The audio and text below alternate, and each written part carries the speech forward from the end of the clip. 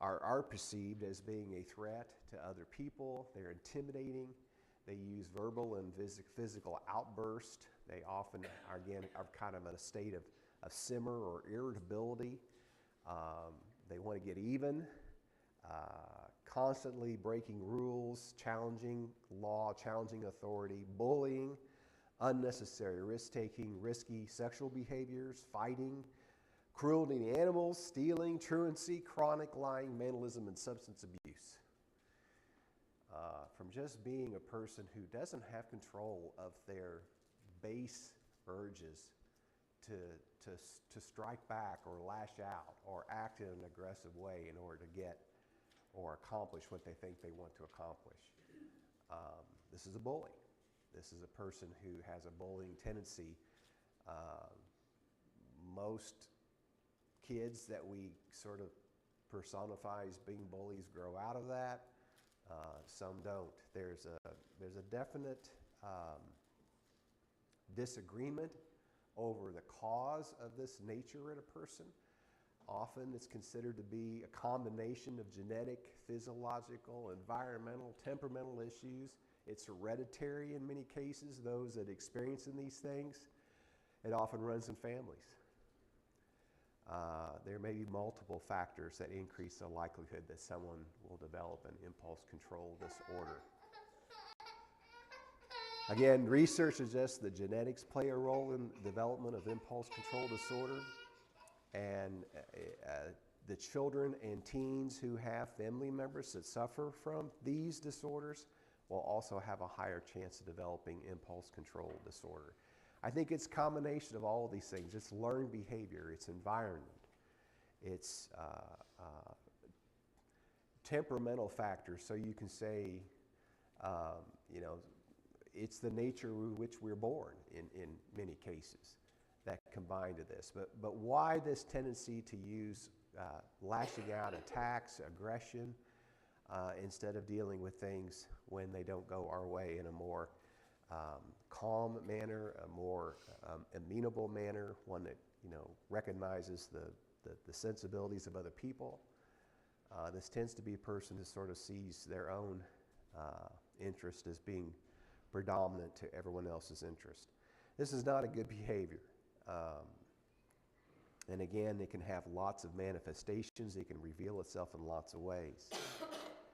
Impulse control disorders are probably going to be a therapeutic kind of treatment to get at it.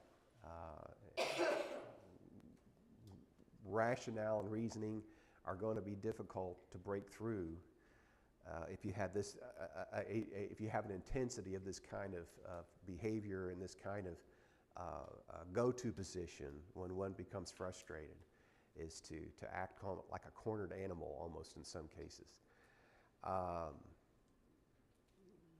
There's going to be,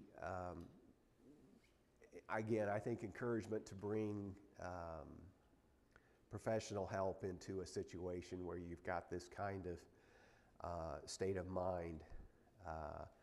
There's a particular psychotherapy referred to as cognitive behavioral therapy. I don't know a lot about it. I've read and studied a little bit. It's a way to just use techniques and methods to gain mastery over one's emotions and control, to remind oneself that the feelings that they're experiencing are not necessarily attached to the nature of the situation. When someone becomes enraged, and we've heard the stories of people driving a car and they get cut off. I cut off a guy the other day, driving like an old man. I cut off this guy the other day, and he gets on the horn on me, and I'm like, all right, I'm old, I missed it. I was not paying attention to my driving. But he didn't come after me with a tire iron, He wasn't pleased with my driving. But when people take that very personally and they want vindication, they want someone to pay for the inconvenience, and they'll escalate a situation so quickly that it just doesn't need to be escalated. And this is the kind of thing where maybe a family setting and family therapy, again, there can be underlying harms that have been done to this person when they were younger, where this is again a defense mechanism. But I think you're going to have to see that a person in this state of mind is going to really need investment in time and resources to unwind what's the best way to try to treat or attempt to alleviate the worst of this kind of instinct to go to this behavior. When it's in children, it's frustrating because we don't want to frustrate a child, and children can be very strong-willed. I look at Ezra and I say, this kid acts nothing like my kids act, you know. And Ezra's a good boy, but he doesn't act and engage in things the way that my kids have done, and my experience is different. But parentage and all of that combination, you know, you want to be able to respond so that you don't break a child's spirit, but also see that they can learn more positive behaviors and in social settings and family settings to try to deal with this thing. I think the Bible shows examples of impulse control disorder. Ahab was one who, when he saw a thing that he wanted, was willing to go to any extreme to get it. And there was a piece of land upon which he felt that orchard would be better suited in his possession. And of course, he had a negative influence in his life instead of a positive influence to try to gain that property. Esau, in selling his birthright, I think we see that as sort of an impulse reaction. It wasn't appropriate to the moment. I don't know that he had a lot of anger or indignation, but it was just a lack of impulse control, and you know, he just made a poor choice because he didn't think it through and didn't see the longer ramifications. I say God had a hand in that. I don't say that God didn't use that situation in order to establish the birthright through another. Peter's denial of Jesus. He goes to anger, swearing and denying that he ever knew the Christ when he felt cornered or backed into a corner, backed into a situation where he perceived the danger of being associated with Jesus. And he reacts in a way that we would say of Peter is just totally uncharacteristic.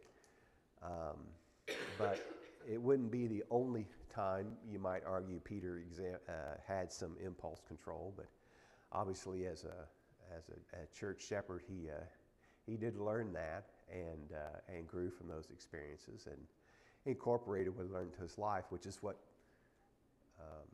you want to do with proper therapy, is, you know, to learn better choices and how to make those choices.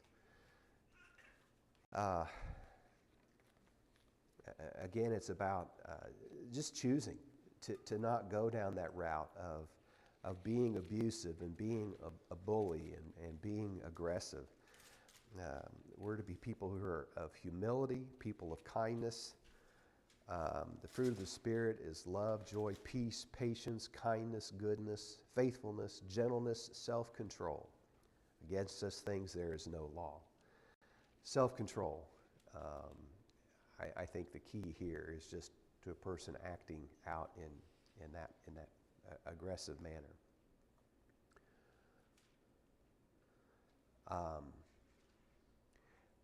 Any comments or thoughts or questions or thoughts that you have regarding that kind of behavior? Ethan? I think Peter's a really good example of that.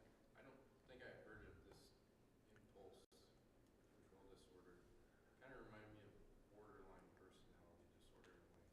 But Peter, I think, is a good example of that.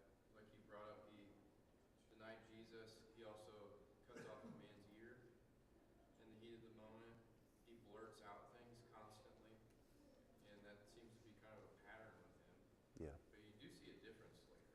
I think maybe you could argue that his retreat from the Gentiles later that Paul confronts about, maybe that's that too. But you do see that there is like a restoration that can take place even if that is your natural tendency. Yeah. Peter was a man of action. He wanted things done. And again, I don't know that it was always in a vindictive nature, but it was a lack of forethought as to the ramifications of some of your choices. And impulse control disorder can escalate so quickly to where even though Peter was warned about his denial of Jesus, I'll never do that. I'll never deny my Savior. Where else am I going to go? And it's just a matter of hours before he's heading down that road. So it's something to watch for. Again, we lose our temper. We become angry. We are to be angry and sin not, meaning we're to gain mastery or control of our anger. It's an emotion. We're going to experience it sometimes. We're going to feel it. We're going to feel aggressive sometimes. But it's how are we going to retake control of ourselves so that we don't push ourselves into this place where others are threatened or hurt by our aggressive impulses. It's controlling your impulses. Burnout and resentment or bitterness. I want to include this one because I think it's kind of a silent state of mind in many cases. That isn't always obvious to a passive observer, but burnout or resentment are interconnected or can be interconnected, and they can have a significant impact on our mental health. So being in a state of emotional, physical, and mental exhaustion caused by excessive, prolonged stress leading to feelings of helplessness, disillusionment, and resentment. So I think focusing on this idea of helplessness, disillusion, and resentment, there's just no changing course in the mind of this person. Things are going to be like they've always been. It's not going to get any better. I'm in a dead-end situation, be it in a workplace, being in a relationship.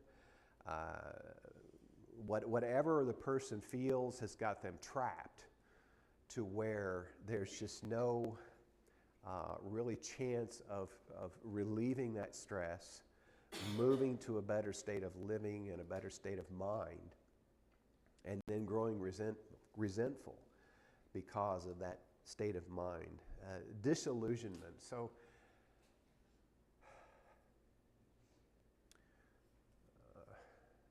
I think this one is hard to explain, but when a person becomes disillusioned, they lose spirit, they lose heart for what they're doing. They don't have a passion for what they're doing. They can be accomplishing good things, but the circumstances and their read of the circumstances and their deflated state of willpower, because they believe these circumstances are permanent, lead to this idea that they've been somewhat abandoned, left to their own devices, and they can grow resentful towards others or towards situations. The resentment being an indignant displeasure or persistent ill will of something or someone regarded as a wrong or insult or injury. So they've been done wrong in this person's mind. In my mind, when I have this feeling of resentment, I feel like someone owes me an apology, or I feel like someone owes me an explanation for why they treat me the way they treat me, or I feel like they owe me restitution for the way that I've been treated. And that can be legitimate too. It can be that this person has truly been wronged. This person can truly have been let down and mistreated or disregarded, maybe is a better way to think of it, by another person. And you could make a good argument that's probably the case. That's probably the reality of the situation. But it still comes down to how I want to treat that situation. It comes down to how I want to react to that circumstance. How am I looking to remain in a state that is pitiful and growing more and more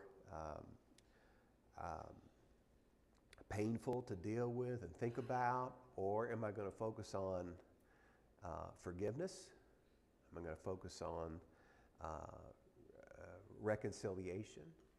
Am I going to focus on positive ways to deal with a situation like that? So when someone feels like they're not recognized for their contribution, that their efforts are not being rewarded, it can lead to a circumstance of burnout. So to look at that situation is to find out what it is that makes you feel burned out and what it is that gives you more life and more spirit and more engagement. Identify those things that you can do to offset this feeling of being stuck or trapped in a certain aspect of living. Identify what causes the resentment and plan to resolve that stressor, if at all possible, in the most positive way. Avoid defiant confrontation, but repair relationships if possible. And then distance when not. If someone has done you wrong and you can't find a way to make restitution or restore the relationship, and it's only as much as is within you to do that. You can reach out. You can say, let's put this behind us. The other person may not know that there is a wrong or a perceived wrong as well. And one can, in silence, suffer an indignity that was never intended to begin with. That was never done out of intention or done with any sense of malice or any forethought that this is a hurt to this person. And individuals can choose to live for years and years with resentment and disillusionment over not addressing the underlying cause of that disillusion. I think dementia had something to do with it, but I remember my mother telling stories repeatedly of how she went to a particular quilt show and that so-and-so stole her quilt. And I said, well, you don't know that. I said, it may have gone home in someone else's basket of materials unintentionally. They may have said, well, who does this belong to? And they couldn't figure out who the owner was. She may have forgot to take it to the quilt show to begin with and lost it somewhere else, given my mother. But she had this fixed in her mind that this was a wrong that was done to her, and she felt restitution was just impossible because that article was just irreplaceable, and they had stole it because they envied it and they wanted it. I was never ever convinced her of the truth of that or not, but she certainly never confronted this person over it. It was inflated in her mind. If that's what really happened, she could have found better ways to deal with it as well. But not even having confirmation that is even what occurred, she went to great length to tell me this story over and over again. And I would then eventually say, I think it's been over 40 years. It's time you just forget about it and not worry about it anymore. But again, I think the dementia had part to do with that as well. You may have to find respite and rest and a way to recover from this sense of burnout or resentment. And it may be setting boundaries, delegating some responsibilities, setting restoration of energy. There's ways to restore positive energy, bring about self-healing in situations like this. Ethan, you have a comment? I've been here before with this feeling. Yeah. And I feel like I sometimes tend toward that. And what I've found is I am really easy to try to do all of these things that are, I guess, an output of doing all these things for other people or for results or whatever it is. And very easily I neglect my own time of prayer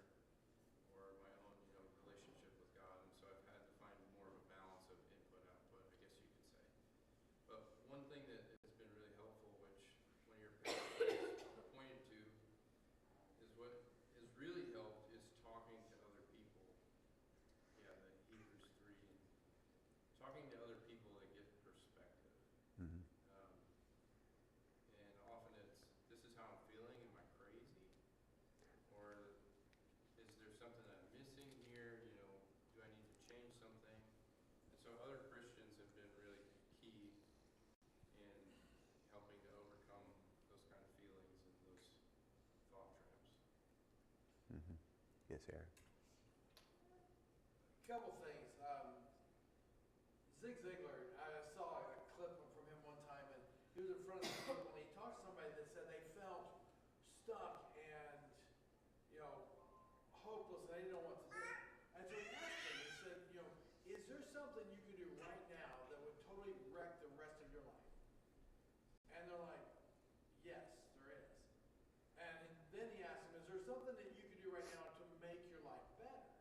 And sometimes we can always see a way to make it worse. Sometimes we can't see the path to make it better. Mm-hmm. We're so fixated on right now that we can't see beyond what's in front of us.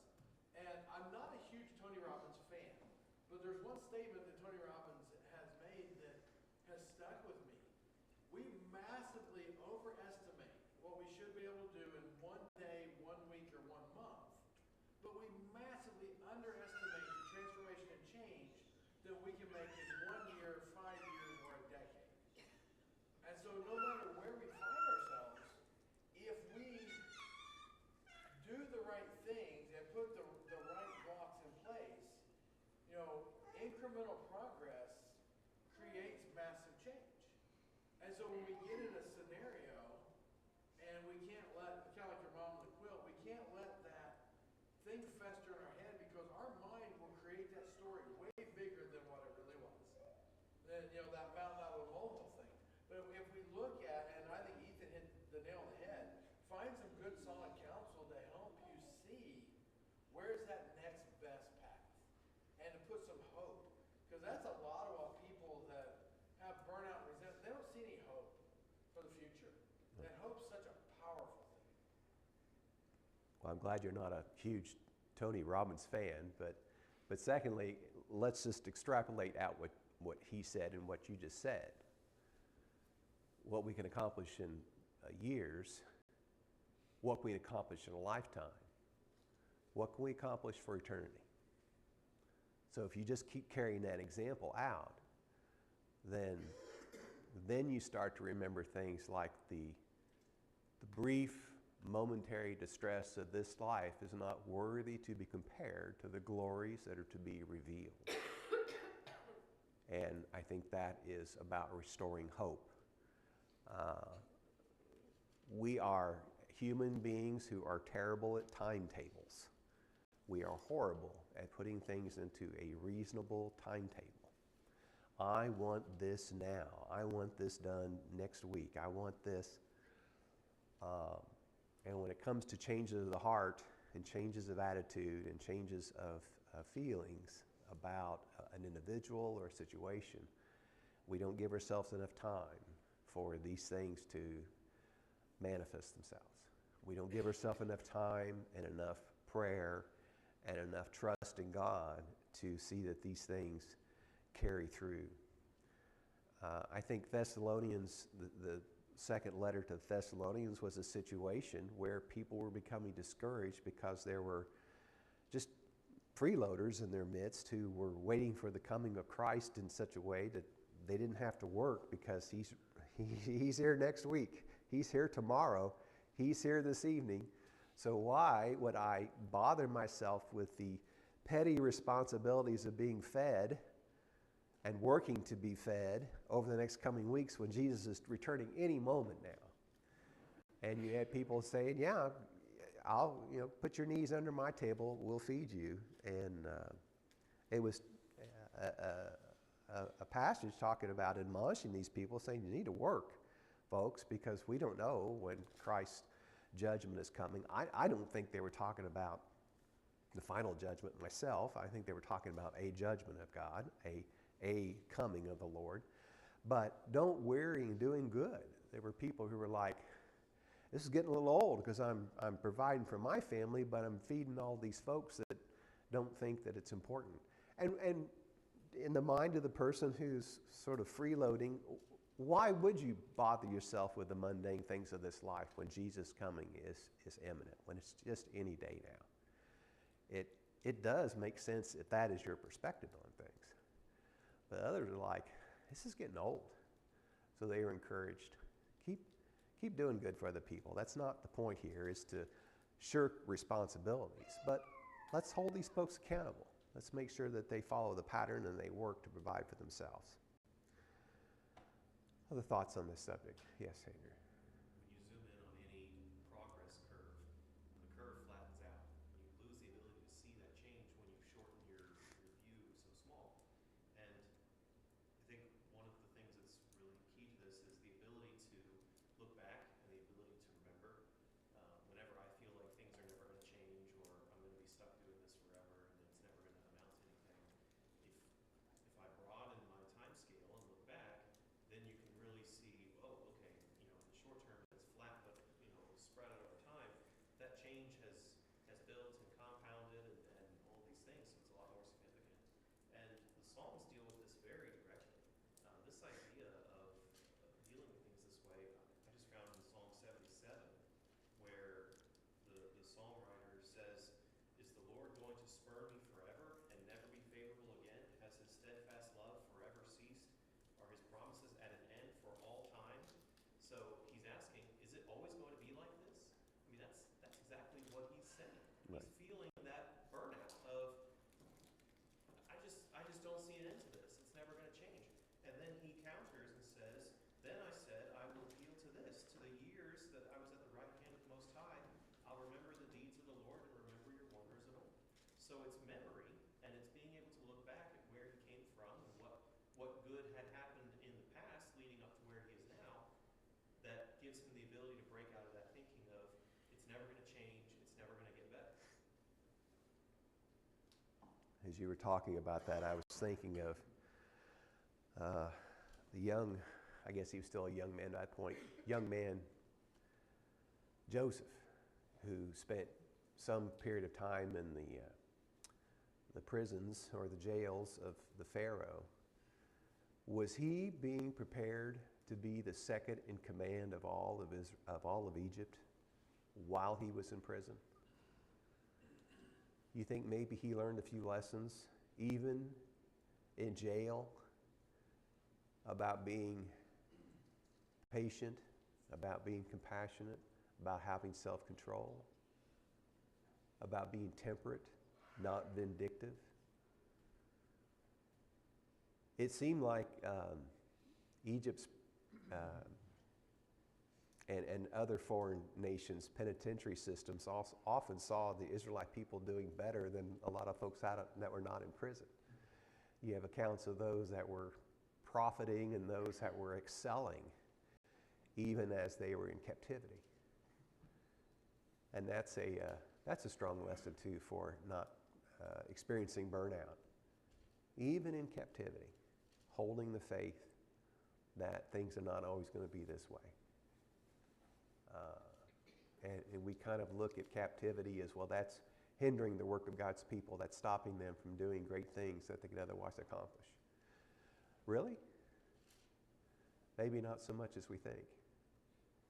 Maybe captivity is not such a bad deal when it comes to proving our character, about shaping our hope, placing our trust in things other than man. Yes, ma'am. On the captivity idea, in a strange way, that's encouraging to me in that not everybody who was in captivity saw being freed in their lifetime. So they were like in captivity their entire life. Mm-hmm. I'm glad in some strange way that encouraged you. I'm glad in some strange way that encouraged you. I know, sorry. I'm just teasing you. Yes, sir. Could you go back to the original slide on burnout and resentment? I think it's 3 or 4 back.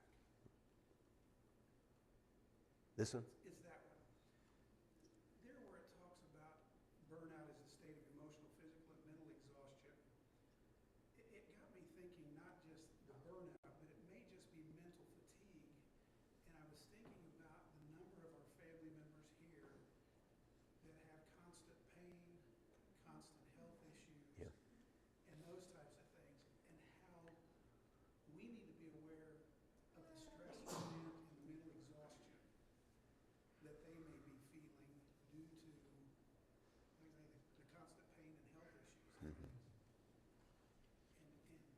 And be aware of that and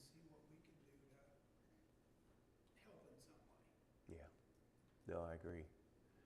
I remember when my father's own health was not good, and I've said there's hardly any part of his body they didn't whittle on at some point in the hospital somewhere, it seemed like.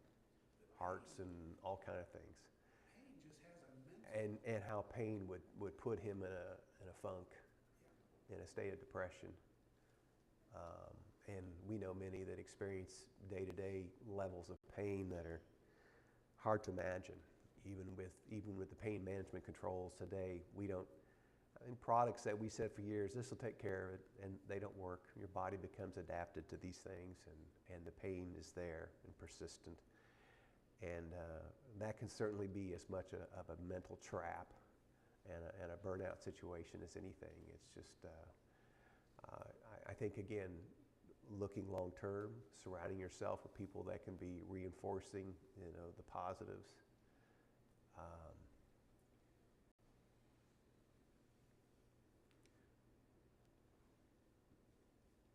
Not knowing how the way you handle that pain encourages others as well. It strengthens them. Other thoughts?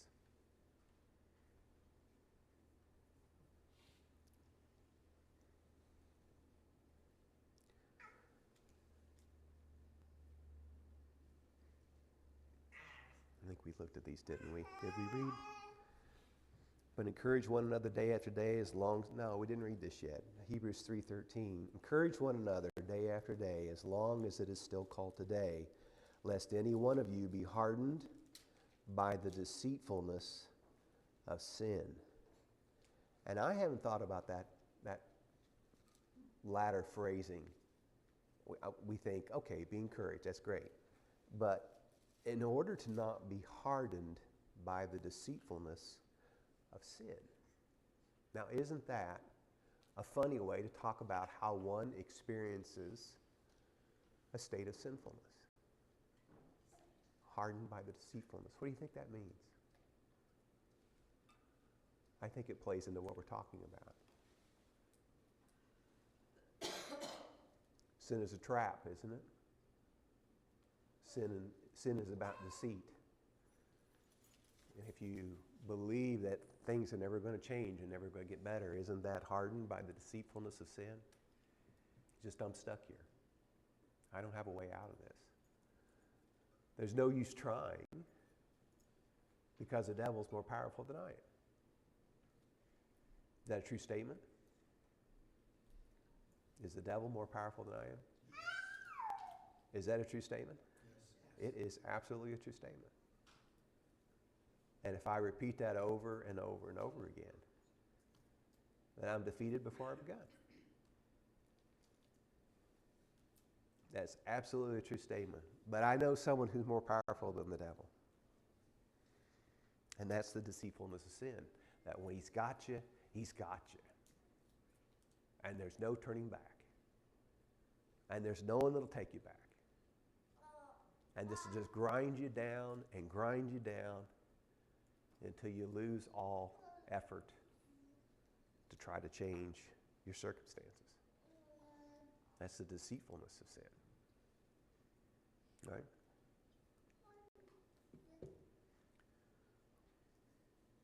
Okay, I did want to kind of blow through some of that pretty quickly, and I managed to do that for the most part. We'll introduce the subject here a little bit. I thought about social media and how to try to address the concerns here in regards to mental wellness.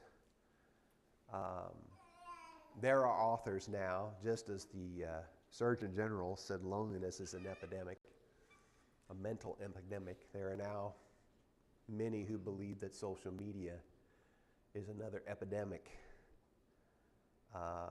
is a powerful tool on public influence. Social media has a very powerful attraction to some people. There's almost a magnetic draw to social media. And I am not a consumer of social media. At least I don't think I am. I've read a few tweets that are reposted in news articles and so on, but I don't have any social media accounts or presence. There was a Facebook page once upon a time. I think it's been 7 or 8 years ago.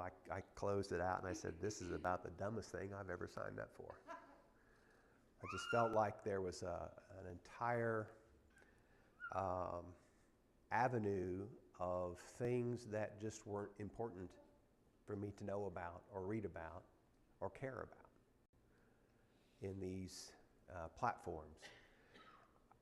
I know it's great for sharing pictures of grandchildren. I know it's great for sharing pictures of cats and humor, and there's all kinds of things that people could find that are not negatives.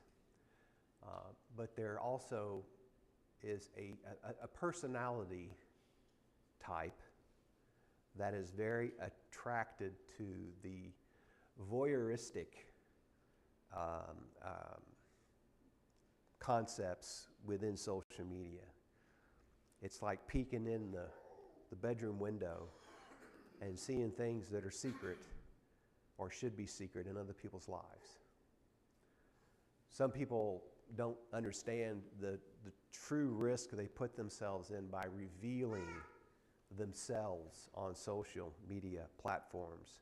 There are entire police agency divisions, entire divisions across the nation, federal and state, devoted to tracking down predators who are looking for vulnerable individuals on the internet to take advantage of for a variety of reasons.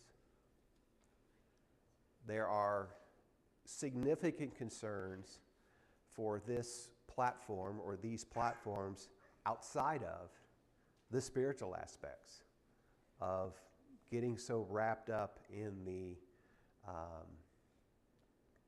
false reality that is this sort of, I call it reality TV concept of voyeurism. It's exciting to know people's secrets. And there were tabloid magazines, they call them tabloid newspapers for years, that were all about revealing the secrets of famous people, the stars and the politicians, and this one is actually an alien, and this one's actually, has a tail, and this one's this and this. Just absolutely fantastic, incredible stories about individuals that were of some measure of fame. And there's a market for that stuff. And people will buy up these tabloid magazines, and they're out there in spades now in greater force, I think, probably than ever before. So I want to explore some of the concerns about social media. I want to talk about artificial intelligence a little bit, and there's an article actually that just came out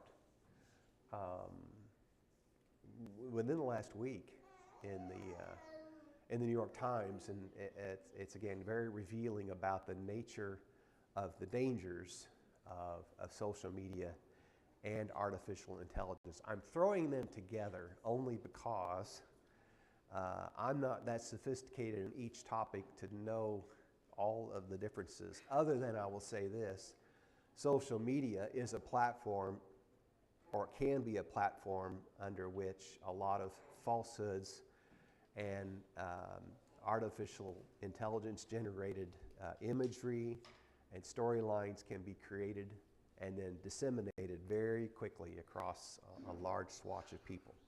So we'll talk more about this coming to Lord's Day. Thank you so much.